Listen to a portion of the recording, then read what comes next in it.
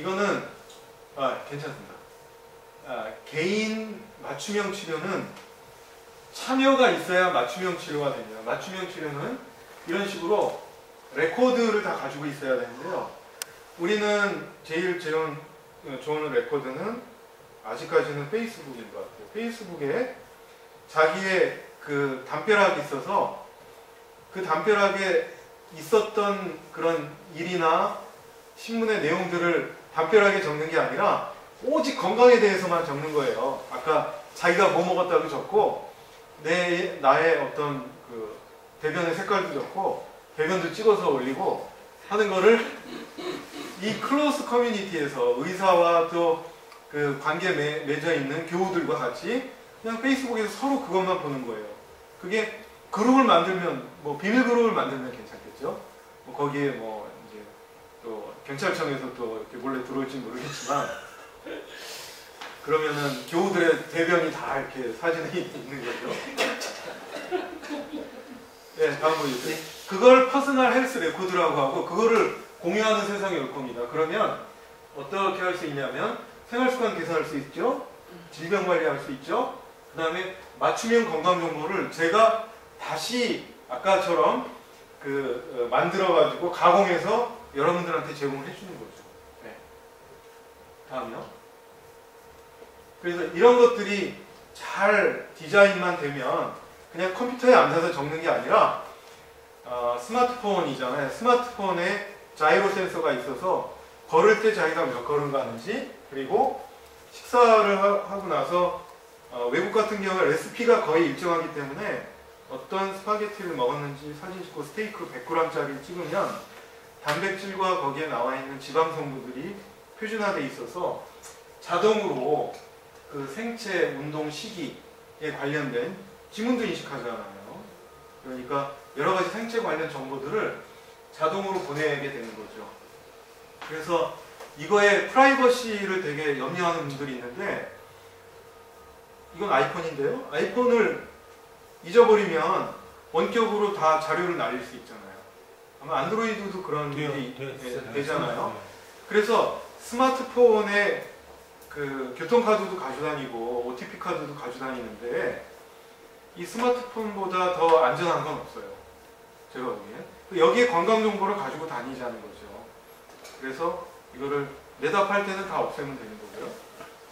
그래서 퍼스널 헬스 레코드는 여기에 LBS, 로케이션 베이스드 시스템이라고 하죠. 그 다음에 SNS 있죠. 모니터링 의사가 하죠. 측정해서 아까 부스에서 혈압이랑 뭐 혈당 당뇨 체크할 수 있다고 했잖아요. 뭐 노인정에 하나 갖다 놓고 뭐 성당에 하나 갖다 놓고 하면은 그냥 의료기관에 들리는 게 아니라 거기에서 생체 데이터를 재가지고 이쪽으로 전송하고 스마트폰에서 전송하고 하는 거예요. 그러면 병원에 갈 일이 없는 거죠. 아까 정보시대에는 이렇게 역삼각형으로 돼 있다고 했잖아요. 그 위에서 노는 거예요. 거기에서 건강 체크하고 병원에는 1년에 한 번 건강검진하고 다음 보여주세요. 그래서 혈압, 혈당, 체중, 활동량을 재는 걸 건강수첩을 병원에다 만들어줬고 그 다음 보여주시고 네, 서비스에 대해서 가입하거나 해지하거나 할 수 있는 거고요.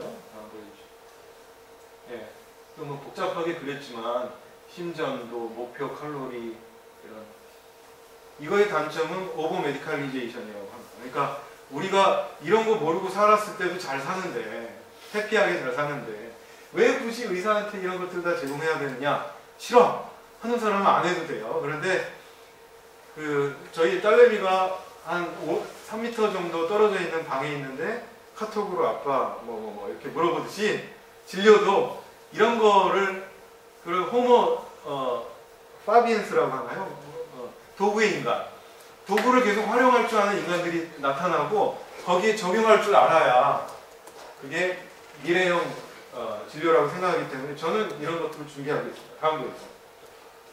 이제 퍼스널라이즈 헬스케어는 거의 마쳤고요.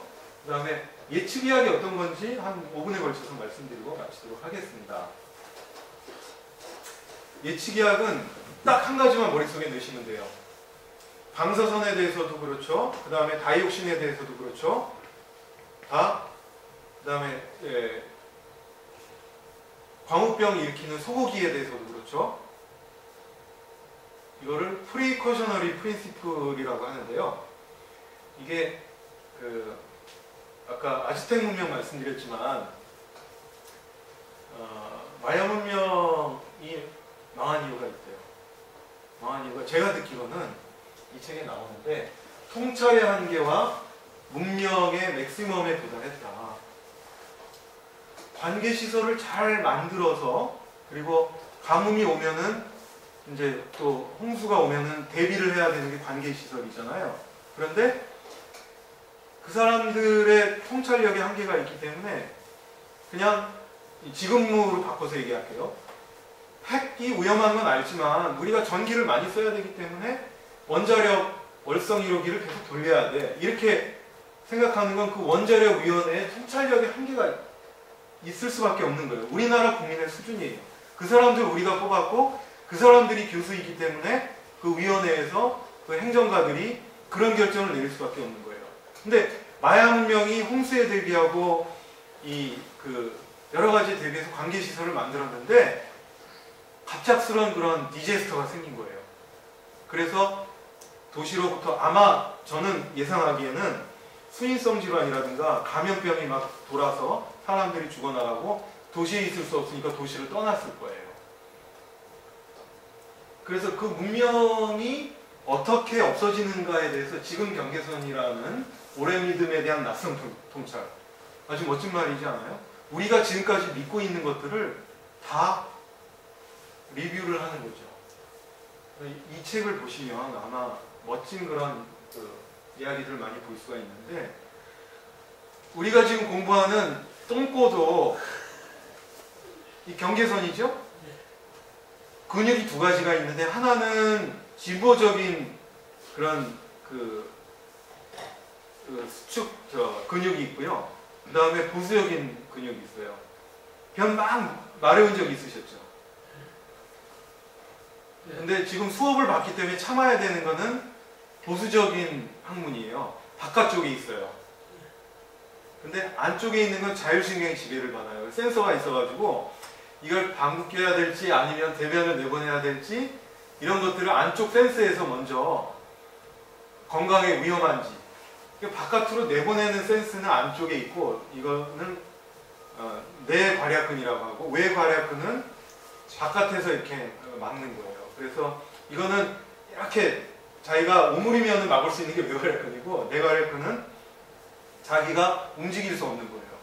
그래서 내괄약근이 너무 활성화되면 왜 황당한 사건이 일어나죠. 방구를 끼려고 했는데 부슬부슬 대변이 나오는 그런 경우를 이제 느낄 수가 있는데 다음 보여주세요. 이 후쿠시마에서 원전이 터진 이후에 이런 식으로 도쿄까지 이 파란색이죠? 이게 100베크렐인데 이 100베크렐이면 1kg의 세슘 137이 포함된 양이 후쿠시마에 한 10분의 1 정도밖에 되지 않지만 장기적으로 영향을 미친다라고 보고 있는 거죠. 다음 보여주세요. 우리나라 원전 현황이 이렇고요. 2010년 당시에 다시 이번에 우리 기장에서 갔던 데가 어디죠? 고리인가요? 네. 고리 그 낡은 것도 다시 시작을 하고 또 강원도에 있는 월성도 다시 돌리기로 했다고 하는데 문제는 다음 보여주세요. 이게 의학적으로 어떤 의미가 있는지를 몇 개 보여드리겠습니다. 다음 보여주세요. 다음. 방사선과 암 발견.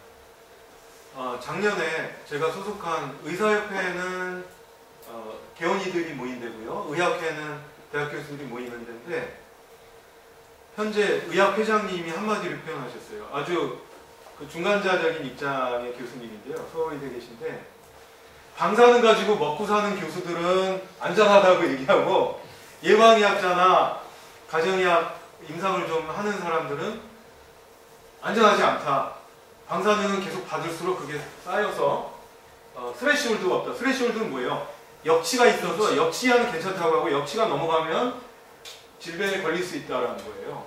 그래서 그분들과 엄청 싸웠어요. 싸우고 국민들한테 내는 대성명서도 핵발전에 대한 그런 위험성, 방사능의 위험성을 성명서로 내려고 하다가 뭐 에볼라 바이러스나 아니면은 무슨 조류 바이러스 이런 조류 독감 이런 것들은 다 성명서를 의학회에서 교수들이 다 작성을 해서 보도자료도 발표하고 했는데 오직 이 방사능만 못했어요. 왜냐하면 서로 집중을 못했던 거죠. 그런데 논문은 냈습니다. 이런 의견도 있고 저런 의견도 냈다라고 해서 논문을 냈었는데 이때 많이 도와주신 분이 우리 교회 와서 강의하셨던 김익준 교수님 다음 보여주세요. 우리가 CT를 하나 찍으면은 10mS 예를 들어서 사진 찍는데 0.01에서 0.02가 들어가는데 100배 CT를 찍으면 100배의 mS가 이제 방사선 조사를 받게 되는 거죠. 그래서 건강검진을 받을 때 아주 유명한 회사들은 1년에 한 번씩 올해는 뇌 CT 찍고 올해는 복부 찍고 뭐 다음엔 또 뭐 어디 가슴 심장 CT 찍고 이렇다거든요. 그러면 3년 사이에 10 들어가죠. 심장 한 6 들어가죠. 그리고 또 뭐 뇌 찍는다고 해보세요. 그러면은 벌써 한 28, 29 정도의 그 방사선 노출을 받기 때문에 아주 위험한 거라고 보고 있습니다. 그래서 되도록이면 의사들은 이런 CT 촬영을 하는 것을 좀 적게 해야 된다고 보고 있습니다. 다음 보여주세요. 그래서 프리커셔너리 프린시플 광우병 20, 30년 뒤에 걸릴지 모르잖아요. 그러니까 위험하다고 생각하는 건 피하는 게 상책이다라는 게 이게 예방의 법칙이라고 하는 거예요. 프리커션 그러니까 미리 우리가 알 수 있는 것들은 피하자라는 거예요. 이런 거를 과학적으로 과거엔 좋다라고 했던 게 갑자기 안 좋아질 수도 있기 때문에 과학적인 그런 불확실성이라고 얘기하고 이럴 때일수록 이런 광우병 예방하자, 방사능 예방하자 이런 것들을 우리가 주장하고 있는 겁니다. 그런 거를 예측의학이라고 하고 우리가 가장 실생활에서 쉽게 할 수 있는데 아까 낯선 그런 그 오래된 믿음에 대한 통찰을 하지 않기 때문에 이런 사태가 벌어지고 있는 거죠. 다음 보여주세요. 그래서 제로 리스크는 추구할 수 없지만 아주 위험성을 줄이는 데 노력을 해야 되고 그리고 정보를 공개하자는 겁니다. 그러니까 의사들만 이 데이터를 가지고 있지 말고 전체 다 공개하자. 이런 강조도 많이 하면서 자기들이 알고 있는 지식들을 나누는 게 아주 투명하고 훨씬 좋은 거죠. 다음 보여주세요. 이건 미국 데이터인데요.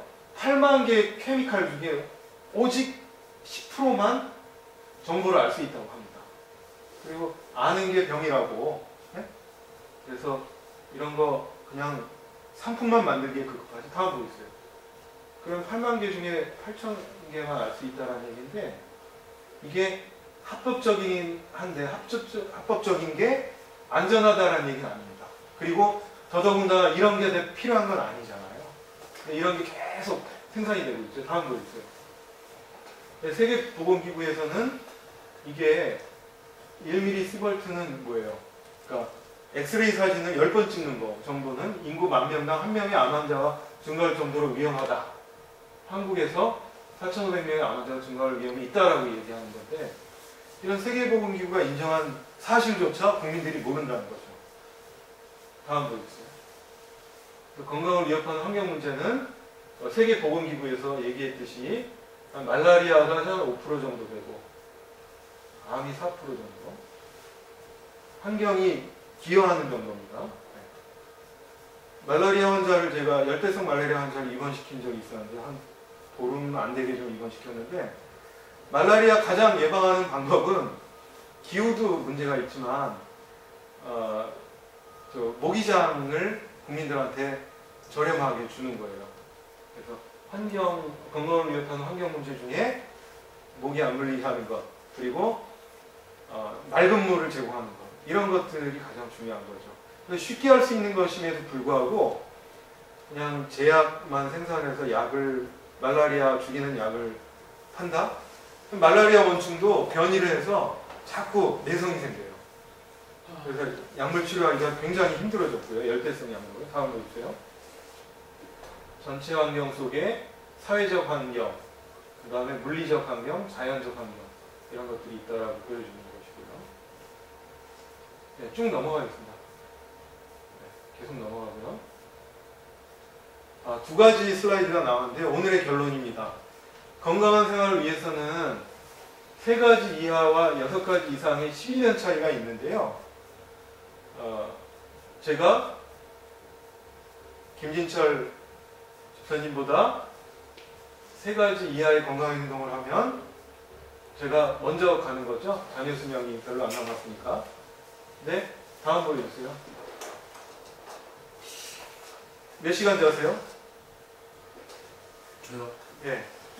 저녁 한 6시간 정도 잤다가 낮에 낮잠 주무시고. 전부 이런 거 해서 1시간 정도 매일 아침 드시죠? 조금씩 예. 간식 안 하죠, 잘. 간식 안 하죠. 예. 표준 체중이죠. 탄산 규칙적인 운동. 걷습니다. 걷습니다. 매일같이. 예. 집회 현장 나가면. 네. 그 다음에 6번, 요즘은 7번은 절주 금주하고 있고 평번은 평탄한 고령화, 비번은 비참한 고령화입니다.